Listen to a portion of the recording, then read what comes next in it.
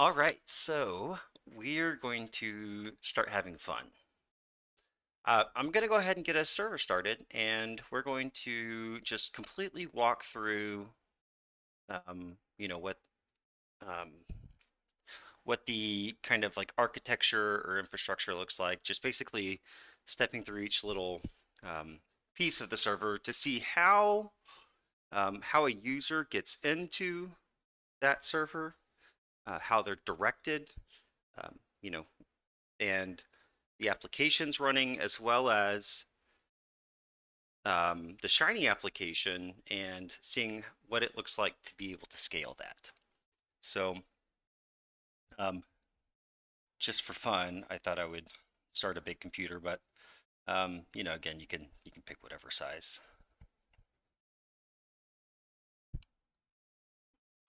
So we'll hit refresh, and these do get billed to your EC2. So pricing, EC2 instances is probably where you'll want to go. And then you can see the actual prices per hour. While that's kind of going, we'll refresh. And I'm just going to set up a new server, going to set up HTTPS with a different domain, whatever. And then we'll go from there. Price taking a second. Okay, yeah. So it's pricing, on-demand pricing. There we go. So you come in here, and just a moment. Let's refresh. Yeah, we're good. Okay, instance type. You can see the T's, T2. Let's see, T2. Is that what I've got over there? Or T3s. Looks like they have T4s too. Okay, so I'm gonna add some T3s in here and some T4s. That's a older generation. Yeah, but you can see here like the T2 medium, 4 cents an hour, 2 cents an hour for a small. I mean this one can handle a small Shiny app. What I'm running here, the C6A 16X large C6A. This is $2.50 an hour, so that's quite a bit more. But it's also got network's pretty nice. So let's set up HTTPS with whatever domain we feel like. I don't know. Let's do whatever. .ndexr.com. We'll hit connect, and it's going to go and set everything up for us, and then we'll hop into the server after we've updated our IP address. We'll change the password again, and then we'll step through and look at NGINX. We're going to look at Docker Compose. We're going to look at the make file, and then we'll wrap that up here after we scale up our application just a little bit. And then once we're done with that, the next video, we'll go ahead and get started on the Shiny application itself and dig into what that looks like and how I manage Shiny generally. So it should be good. And yeah, we're just going to hang out here for a moment.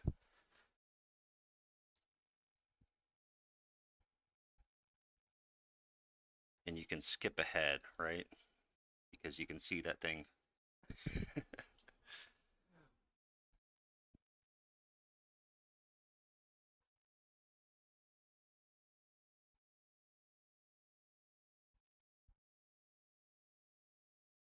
And generally, this is a little slow just because we're waiting on the server to kind of get up and moving.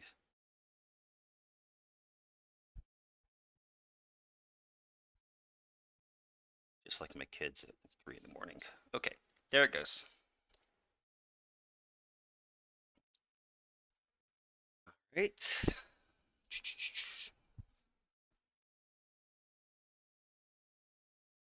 Getting the SSL TLS certificate.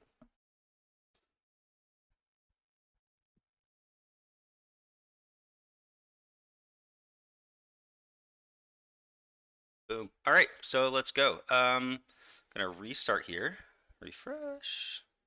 And we'll see we've got our domain. It'd be nice if I could set that up to refresh. Okay, yeah, so whatever.ndexr.com. And let's go to the configuration manager. Okay, so again, this is stupid. I need to fix this. Oh, that. And I apologize if it's doing it whenever you hop in here. So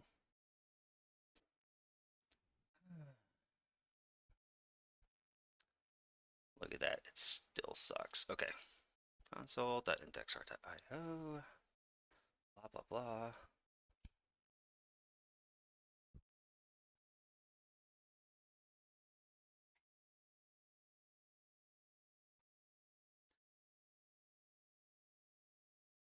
Yeah, now that I'm actually making, God damn it, okay.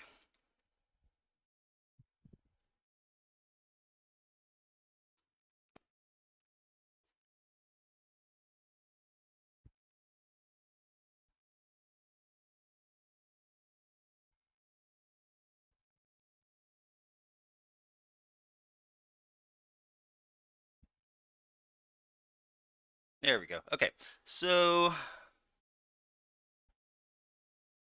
yeah, let's pull the NGINX configuration. Let's grab our IP, and then we're just going to update it real quick. So we want to get into basically everything. So we're going to do allow. Well, so I do Shift A to get to the end, and then allow, and then paste. And then what I like to do is hit escape, and then J and K will go up and down. So we're just going to practice Vim. So I'm just going to hold K, J, J, J, right, okay. So Shift A, Enter, Tab, allow V, Control V, right? Back down. Begin here. Allow V. Okay. Update. And now let's go to whatever.indexr.com. It's up and running, and we'll do a our studio, and then rbox password.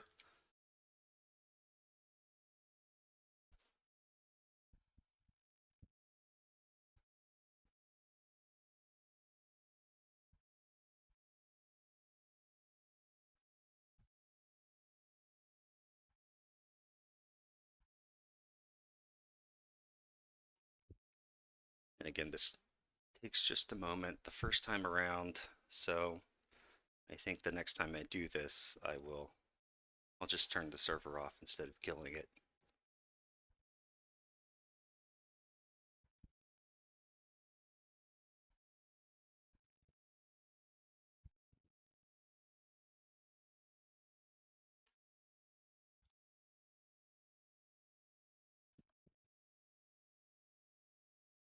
But, you know, this will be fun. Let's go to glances while it does that.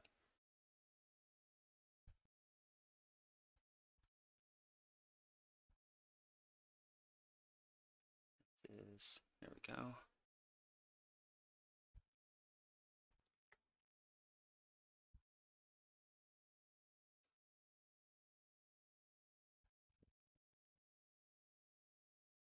Oh, okay, let's see here.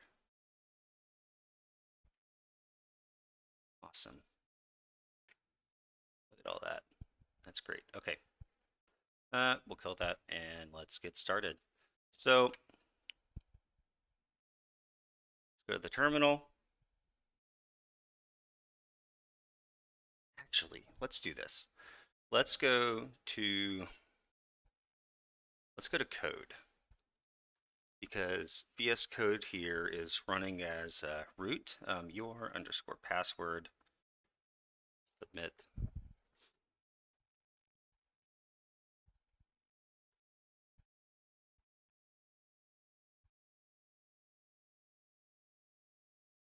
We'll start looking at some of this.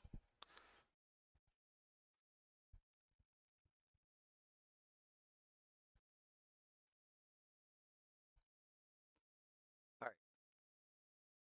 So the first file that's important is obviously the NGINX configuration, and that's in Etsy NGINX sites enabled default. So we're just gonna go, let's just go to NGINX here.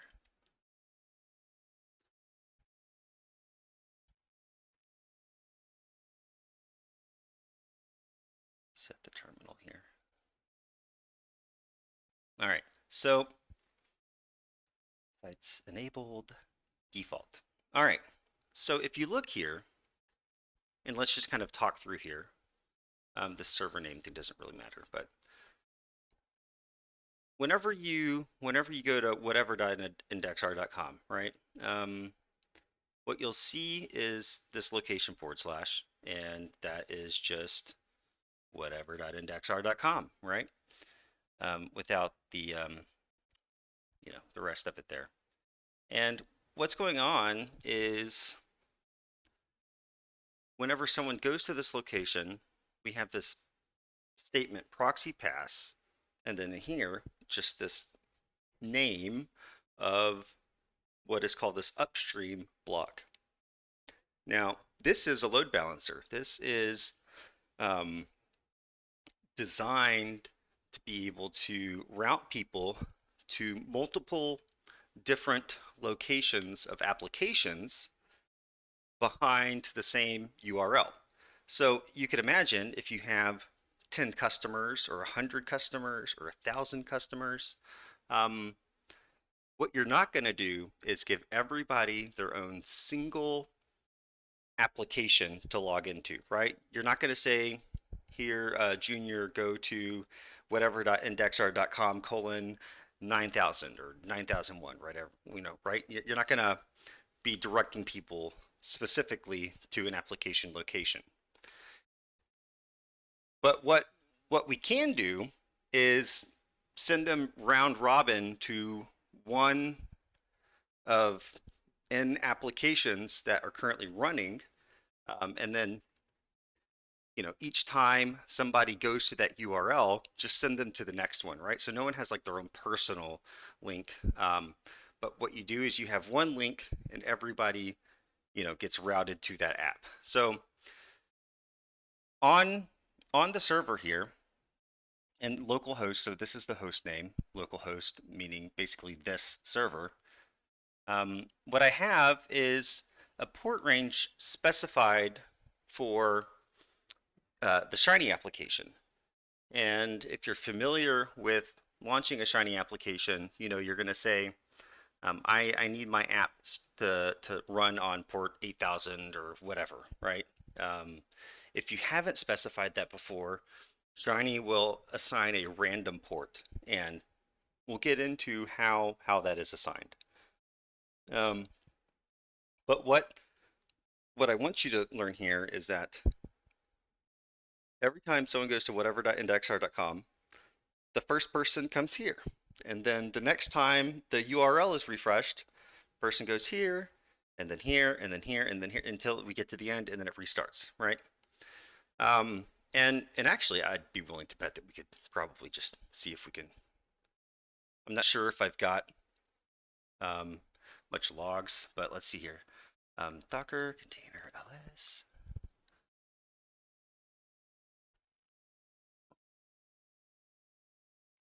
Okay, so we've just got the one up and running. Docker container logs rbox ndexr.io. It doesn't really have any logs for this application either. So yeah, but the point is we want to be able to push people to one of n applications so that we can scale it, right? Scaling means more apps, not one really big app, right? So that's this first section. Now the next section again is the RStudio header, glances, and then this is VS Code.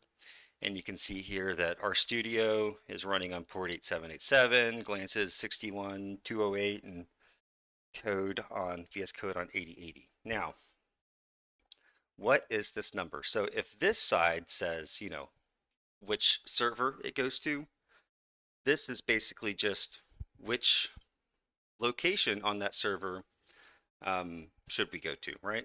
This is where on the server, this is the location, and the location, I mean, is you know, a specific pre-designated space for a singular application. Whenever you turn on your computer, you have like a million apps running, right?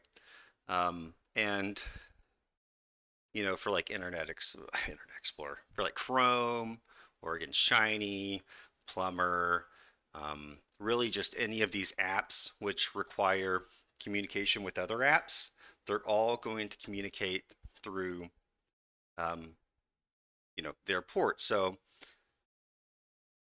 all this is the port is just a number that is assigned to an application, and we get to pick the number if we don't know what it is already. So that's the port. Okay.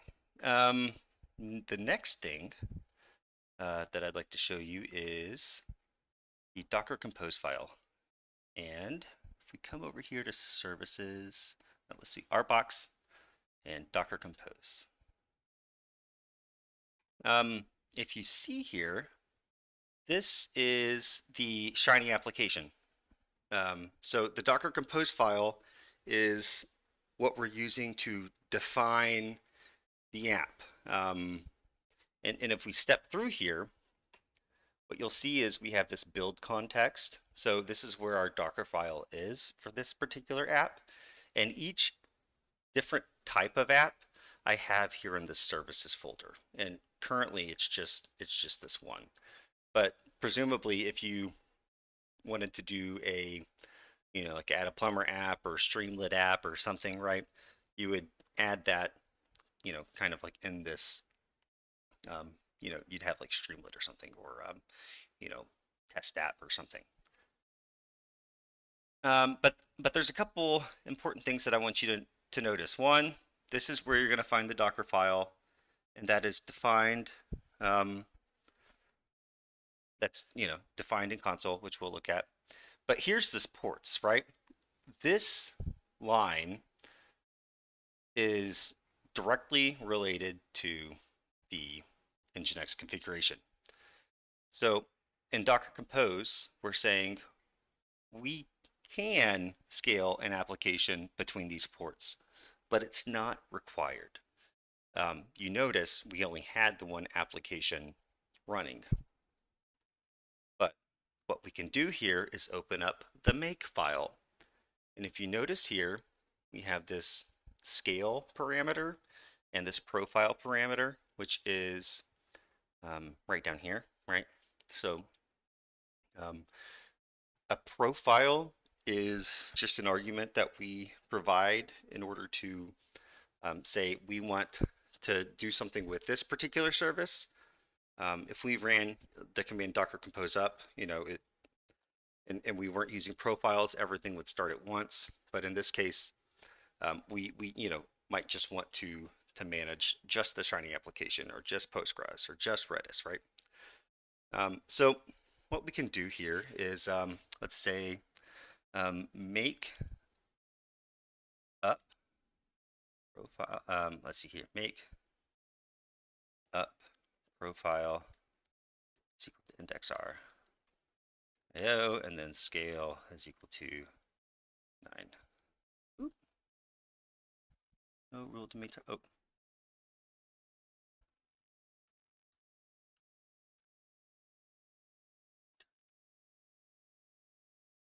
Oh, I'm in the wrong place. Let's see. I get one of these right somewhere. There we go. Now we're scaling to 9 apps, and let's just let it do its thing here.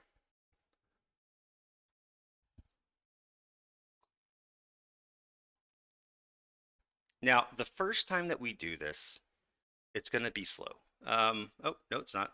I lied. It's already cached. That's fantastic. So now it's going to take that and scale it up to 9. So we can have 9 concurrent users who won't step on each other, right? Because we have 9 separate processes running. And now we can say Docker container ls, and boom, right? We've got all of these apps running, and we, now would be sent kind of like a round robin to any of those, one of those containers, right? So, oh, that's not it, right? We're going to whatever.ndexr.com. So in this instance, we've scaled up to 9, and so now the question is, well, why didn't, well, let's go back here, right? Let's go to like 3. And so it should shut down a few of those, right? We're scaling up, we're scaling down. Momentarily, we'll see that, some of them have, yeah, there it goes.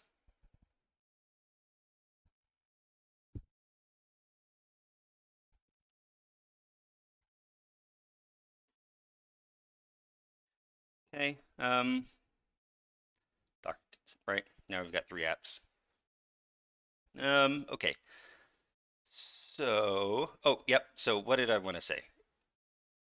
We want to take a look at that NGINX configuration again. And actually, let's just do it right here. Let's scroll up because I do have these in here. And okay, so we've got, we say round robin from, 9,000, 1, 2, 3, right? But NGINX is smart enough to know if an application is actually running or not. So what you can do is you can predefine a port range. It would be really nice if we were able to do it in the same syntax, but if we do Docker compose upscale or Docker scale 3, that application will start randomly on 3 ports here, 3 of these, and NGINX is just going to only send people to those 3. So you don't have to worry about it being so fixed that if you do Docker compose scale, that excuse me, that you would have to come in here and update this. You can set this and forget it, unless you want to, increase the port range to 9,010 or something. So I don't know. Why don't we just do that? That could be fun. So we'll do 9,010 and then update. It just restarted it, and then let's go to the make file and pull that. And actually, we could do this. We could just add a 10 there, and then throw update, and then let's take Docker, and then let's pull that, and let's do 10 here, and update. And then I'll have a little command that we can use that will be from the console, because it'd be kind of like nice to be able to update these from like your phone or something if you're like going to the coffee shop. But here we can actually just do make up now, and we'll go to 10.